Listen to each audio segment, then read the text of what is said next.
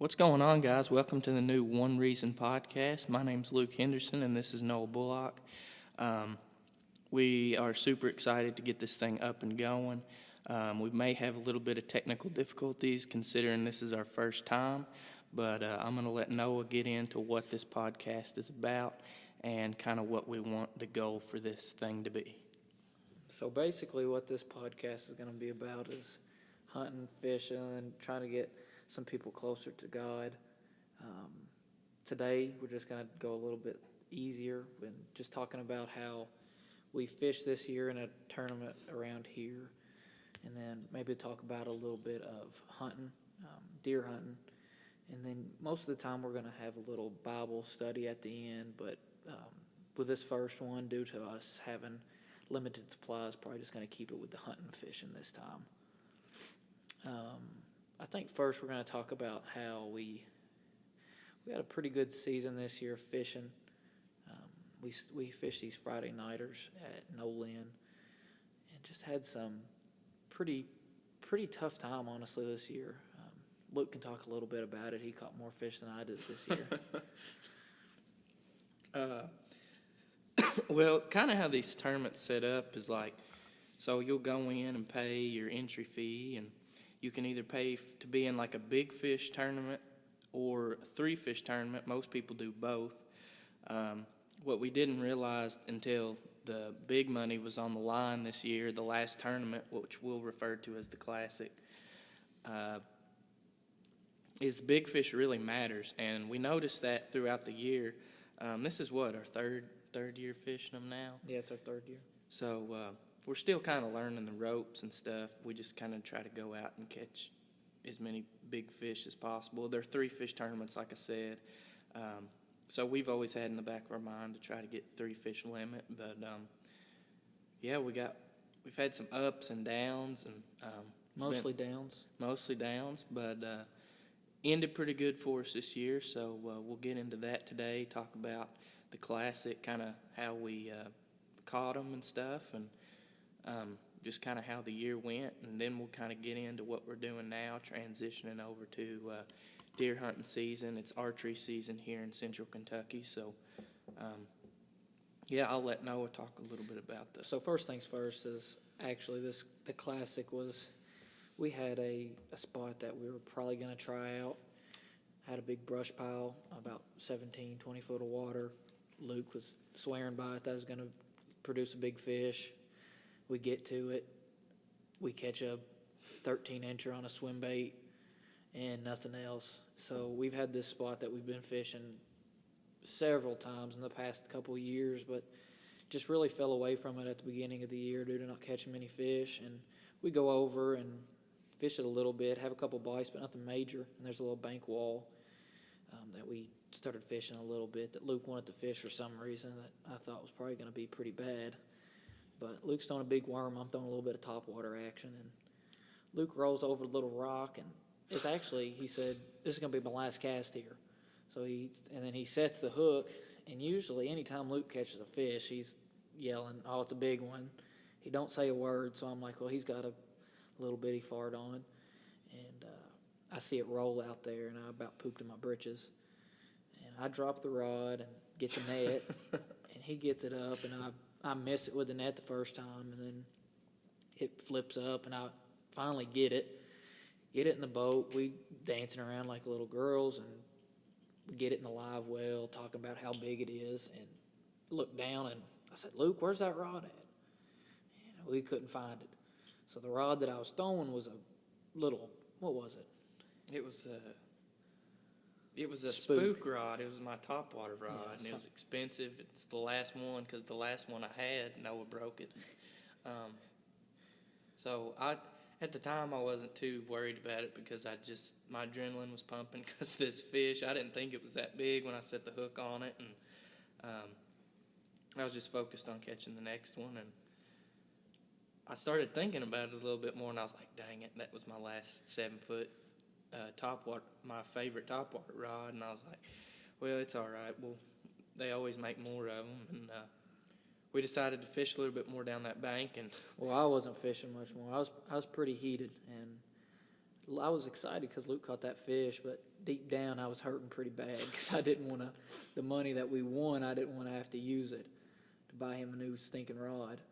And so I'm looking around. He's still fishing. He's telling me to fish, doing a little John B. to Alex Perrick moment, and I'm not fishing. And all of a sudden I'm trolling, and I see something at the top of the water about probably 10 minutes later.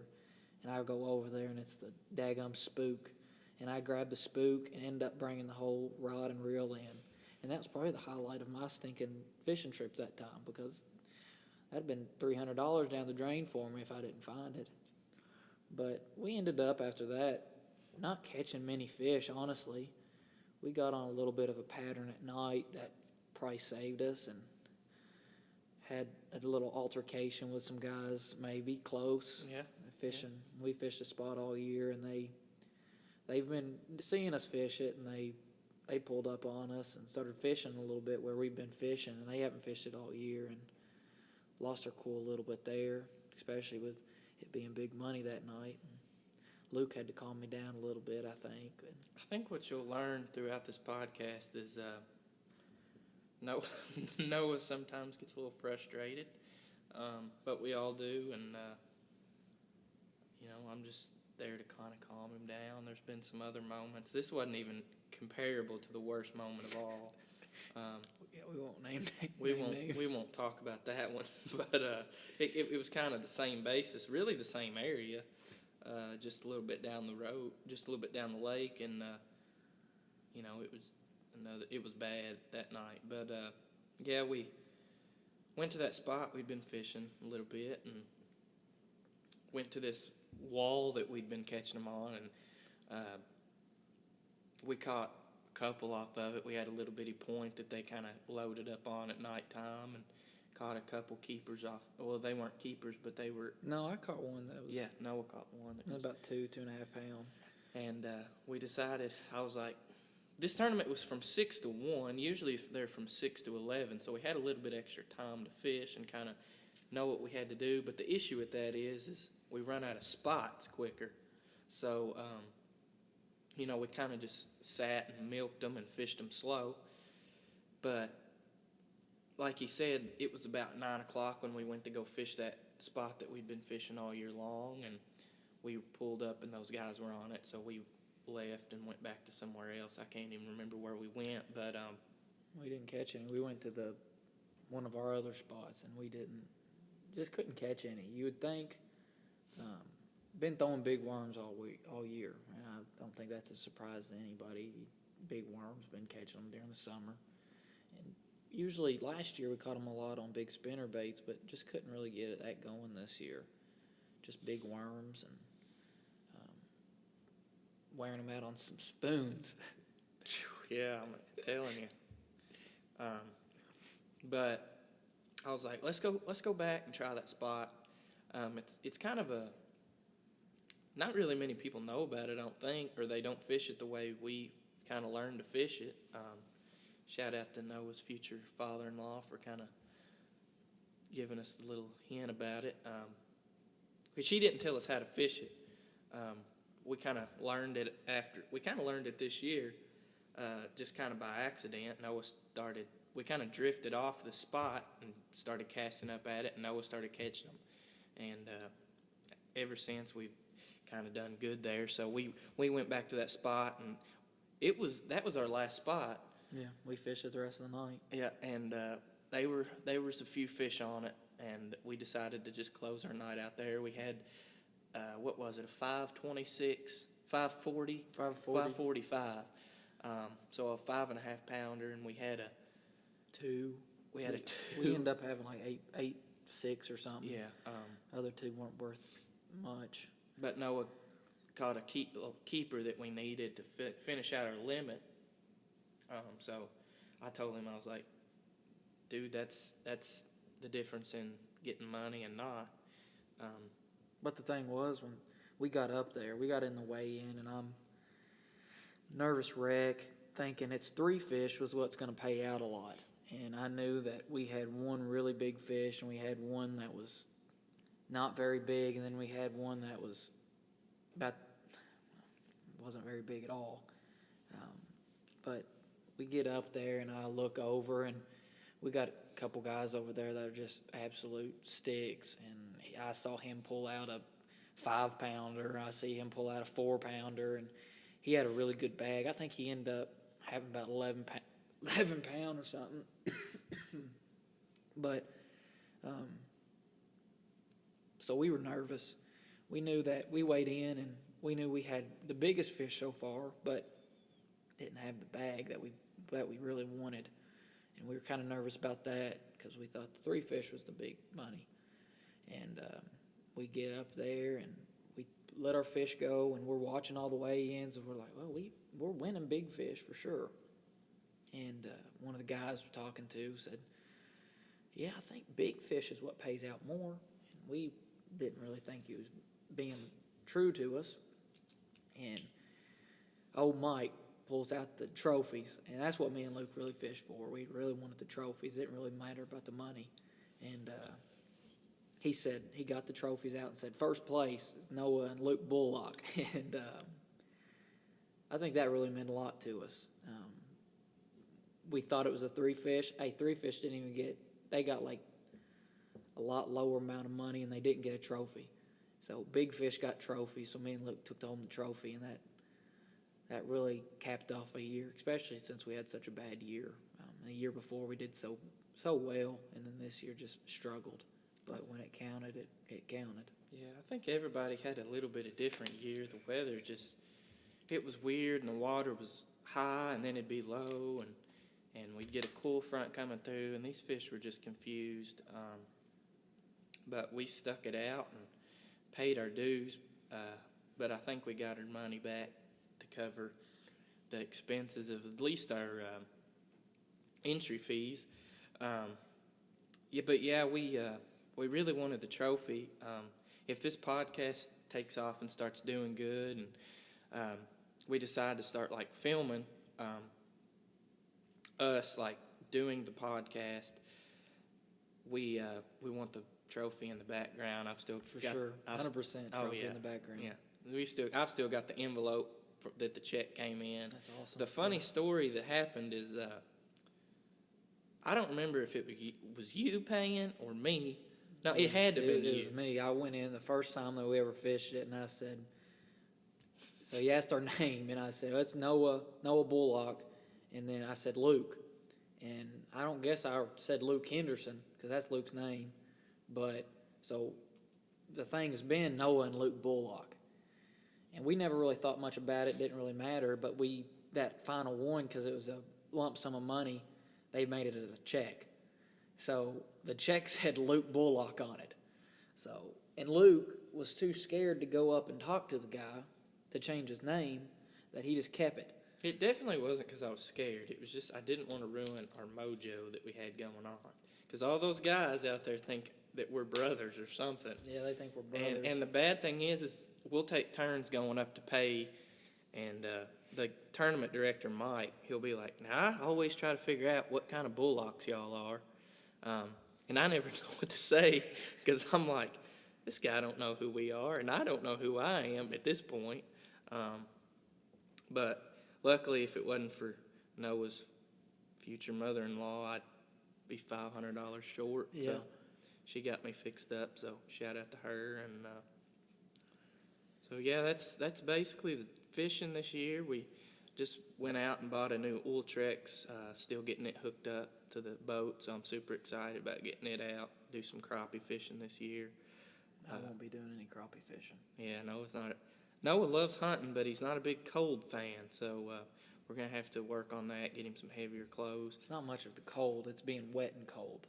I don't like catching fish and having my hands cold, being wet. Yeah, they don't make too many good gloves for that, that's for sure. I guess we could wear, like... The fleece ones? No, just plastic latex That'd be gloves. That'd be stupid. That's what they do. I've seen them do it on the pro circuit, but yeah, I'm looking forward to that, having spot lock, and definitely it's going to be a game changer. I know for a fact in bass fishing. We fish offshore a lot, fish brush piles, and summertime we find some schools of bass down deep. So Rock piles. rock piles, yeah, we found a bunch of rock piles this year. I never really found a bunch of rock piles like this one, and man, we pulled up to it, and I said, well, Noah claims that he found it. I did. But I have Panoptics, which is the live,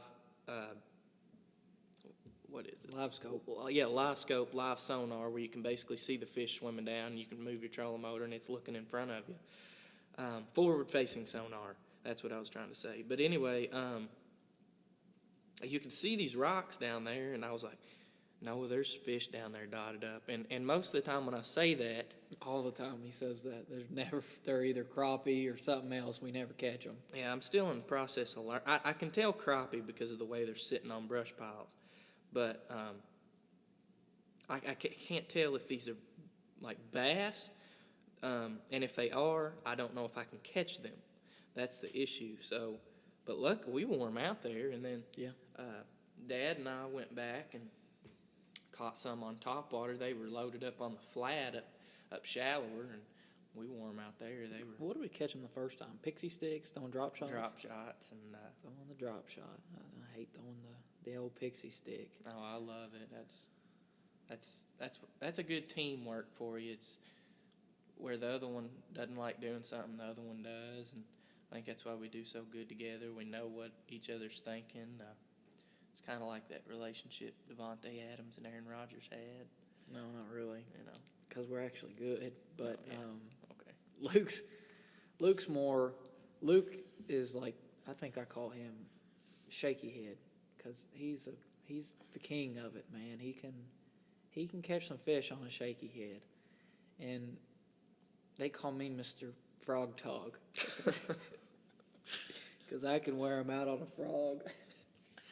Tell you what, they didn't bite a shaky head worth a diddle this They year. didn't. That's They a fact. didn't catch many on a shaky head. Just really caught most of our fish on big worms. Big worms.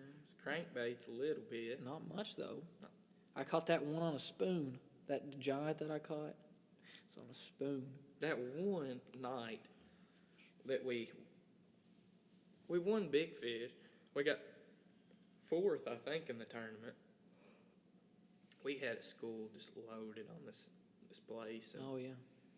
we caught probably 30 fish off this one spot. Like it was amazing, and no big ones or anything, but we got a limit real quick, and Like back to back to back to back to just.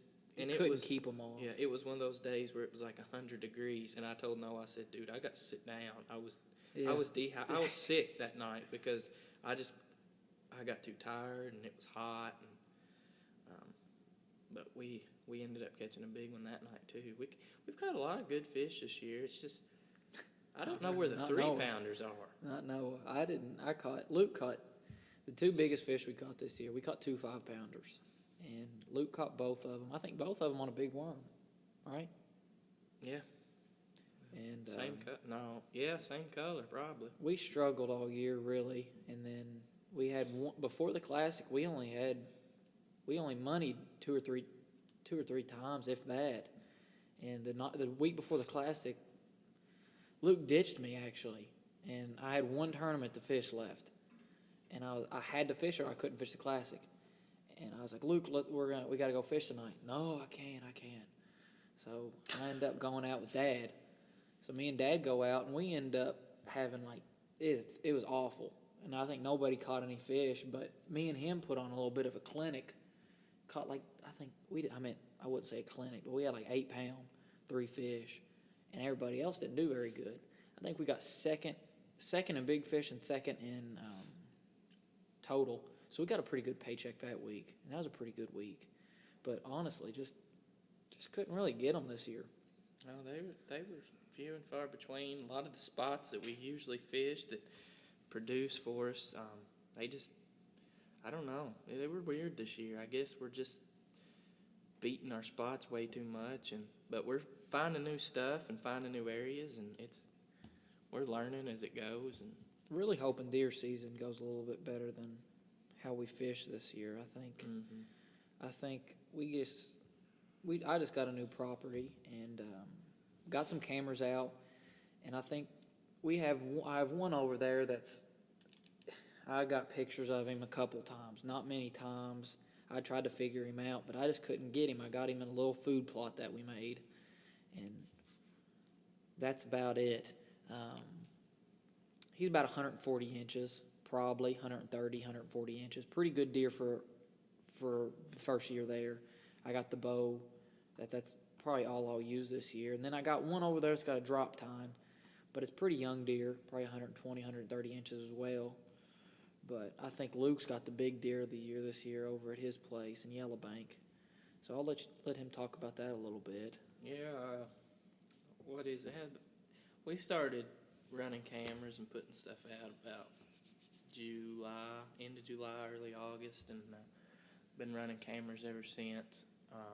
I'm about an hour and a half away from my farm, so cell cams are a big part of what I do because, number one... Plug them. Tell them what cell cams you use. Throw in a little quick ad for them. No free shout-outs. I've been using the Stealth Cam a lot. I've had it for about 2 years, and I love it. It's starting to I think it's starting to get a little age on it. It's starting to die a little bit faster than it used to. I think I left it out too long last year. But I recently, Noah's been a big firm believer in Tacticam reveals, and they're hard to find, man. When stores get them in stock, they go really fast. And I found one at Walmart and decided I'm just going to bite the bullet and buy it, and I got it, and I'm going to be honest with you, I really like those cameras. They send quality pictures, and I've had it out for about 3 or 4 weeks now, and it's 80% of battery. I will say that my Tacticam does take 8 AA's, and this one takes 12, so I guess that's the difference. Your Tacticam takes 12, and the Stealth Cam takes 8. Yeah. Is that not what I said? Okay. But anyway, I'm a big firm believer in those. I'll probably get a couple more. The bad thing about them is, though, you're right, the 12 batteries, I mean, that's kind of crazy, but the power, it does stay a long time, especially if you use the Energizer Maxes or whatever. I mean, they're expensive batteries, but they keep them alive awfully long. But one of the hardest things is having to pay the monthly thing, especially if you get up to 3 or 4 cameras. That's putting a pretty good debt in your wallet. But you got a farm that's an hour and a half away. I think it's definitely worth it. Probably save you on gas going to check the cards and checking all that. I really do. I'm a firm believer in them, and I think I'll probably use them until the wheels fall off. I really enjoy them. They take quality pictures for sure. Another thing I'll say is not the Tacticam, Stealth Cam. It's a little bit more a month. It's $20, and I believe Tacticam's $12. Yeah. And I'm telling y'all, Tacticam takes better pictures. The battery life's longer. They're a little bit more expensive, but they're worth it. I think I'll buy a couple more until we get rid of the farm over there. But and another thing they do is they keep you from having to go back and getting in your spot where those big deer are coming and scenting it up and getting that human scent in there. Everybody talks about scent control. Well, this trail cams, you go out, instead of going every 2 weeks to go and check your camera, put new batteries in and all that stuff, you can watch your battery on your phone, and then your pictures are in. So all you got to do is go in for batteries every however long, and they just make it really, really easy, and you don't have to stink up your woods, stink up your area. Talking about stinking up, I don't know if I've told you the story. A couple weeks ago, I'm out. I just bought a new Stealth Cam. Don't have much money right now, so I was like, I'm gonna get one of these Stealth Cams at Wally World, $40, $50, something like that. I get it. I'm going to set up the rest of my cameras, putting out some corn, putting out some BB squared. That stuff's good. But I'm on my way back, and I still don't have the Stealth Cam put up. But, man, my guts are rolling. And I was like, I got to go to the bathroom before I take this thing. And end up not being able to go to the bathroom. End up having to go in the woods. So what I do is I get up, and I take Mondo Deuce in the woods, and I got that. So I'm like, I'm in bad shape. I ain't got no toilet paper, and I'm just squatted by a tree. I get done with my business, and I ain't got no TP, so I got to use my undies. So they're my perfect brand new Izods. I'm not gonna shout them out, but those are the best underwear. I use my Izods, and I'm like, I gotta set this camera out. I got it with me. Might as well set it up. And there's a little trail that I pooped on. It's not anywhere the rest of my cameras are, or I've been seeing any deer. It's probably 50, 60 acres away from the rest of it. So I set that camera up, and I said, it'd be funny if I just set that underwear right where I have that camera. And ended up, something took my underwear, but I didn't get it on camera because the stealth cam's garbage because I paid $40 for it. So something took my poopy underwear. I'm not sure if it was a raccoon or probably a giant black bear. A black bear. Apparently, there's been some around there actually. Really? No kidding. One of the neighbors said he saw a black bear maybe, or it was a black dog. I'm just not sure. Black puma. Something. Could have been. Never know. But yeah, starting to get ready for that. It's like I said earlier. It's archery season here, but we've been working a lot and haven't been able to go out. We're gonna try to. So what we're gonna try to do with this YouTube channel is we're gonna try to divide it into podcasts, and then we're going to have videos that we're gonna try to record this year about hopefully the deer we kill. I know for a fact that we can probably go and kill some does. Yeah, we'll get some doe videos out for you guys for sure. And that'll be good practice for us. Probably some crappie videos too. Honestly, we could probably do some of those if that's what. If you'll go. Yeah, I'll go. I think crappie videos would be kind of cool because Luke's pretty stinking good at crappie fishing for sure. He knows how to catch them. But I think there's just going to be a lot of videos that we can end up managing, doing some. Metal detecting. Luke just got a metal detector today, and I meant that thing is gnarly. And we can do some crappie fishing, bass fishing, definitely some hunting. Duck hunting maybe. I think that could be a little bit difficult. Yeah. But because we can't kill them anyways, let alone trying to kill them while we're filming. Yeah, but I think deer, we're definitely going to have one out for you this year. If it's not a buck, we're definitely going to have some doe videos out. But almost guaranteed we'll have a buck. Maybe not me and Luke's killing. My old lady's probably going to kill one this year, and I'll film it. But Luke's probably going to kill a giant. Hopefully I kill a giant. Well, I know someone who will definitely kill a giant. So I'll probably just stick. Chuck Johnson. Yeah, I'll probably just. Chuck Johnson put a GoPro on his head. Yeah, I'm just gonna. He'll kill a giant. He'll be walking back. Listen, he's the luckiest guy I know. Last year I had a deer on camera for 2 years, and man, I was itching to get in the woods and chase this thing, and I chased it hard last year. And my uncle, I was in school last winter, last deer season. I was still in school, so I didn't get to go a whole lot. But when I did, I was in the woods. I was hunting till 11, 12 in the morning, and going back about 1 and getting some lunch, and then going right back. So I was sitting basically all day, and my uncle came down, and he was hunting that weekend that Chuck was there, and he said, "Man, I saw that big deer in your spot." And I said, "Yeah, I probably or I don't remember how it happened. Somebody saw it." No, I think it was your uncle. It was your uncle. My uncle saw it, yeah, and then when I got there, Chuck had shot one. Yeah, I think that's what happened. Not a buck. Oh, yeah. I'm telling you. This is what it was. My uncle had texted me the night before I went down and said, "I saw that big deer tonight." Or he called me and said, "I saw that big deer tonight. I didn't shoot it because I knew you wanted to." I appreciate that. But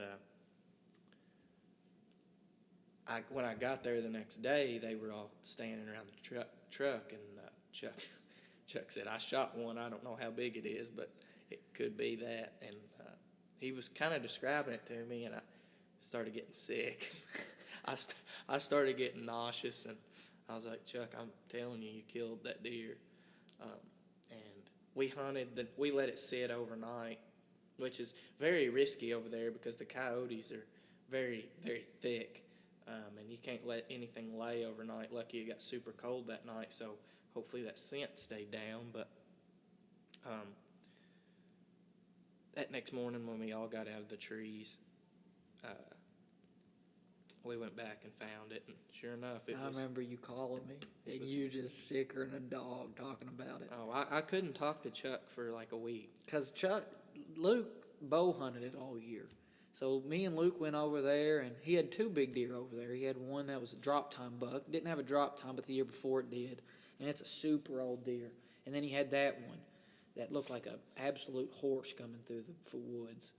And I remember Luke was over there. He's at nursing school, and he's just every day sending me pictures of it. Oh, I'm so excited to go hunting it. And then he'd go bow hunting and do it.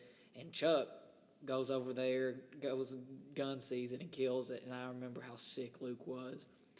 And I think Chuck felt bad too. Oh, he did. But 100% deer of a lifetime. Giant. I don't know what it scored. I don't either. Luke, but apparently it's not even the biggest one.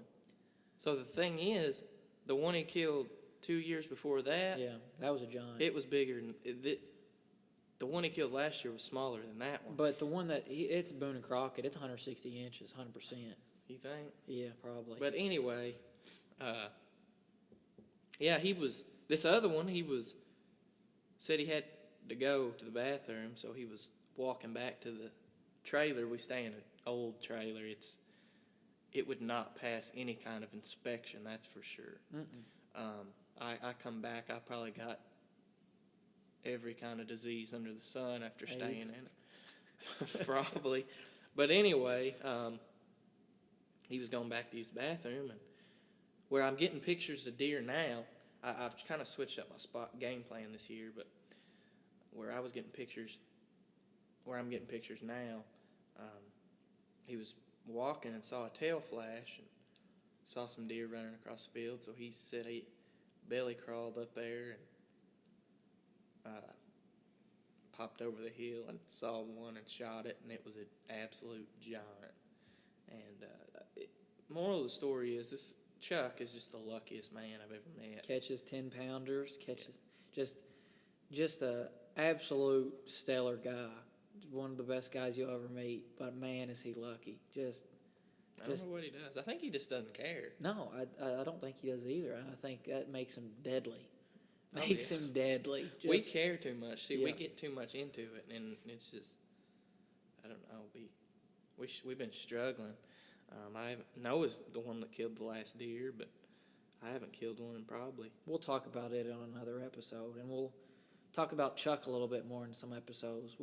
I think we're going to do a little bit of some collaborations in the future, have Luke's dad, Tony, come and talk to us a little bit about Kissimmee, where Chuck caught that big one, and Tony's catch multiple big ones out there.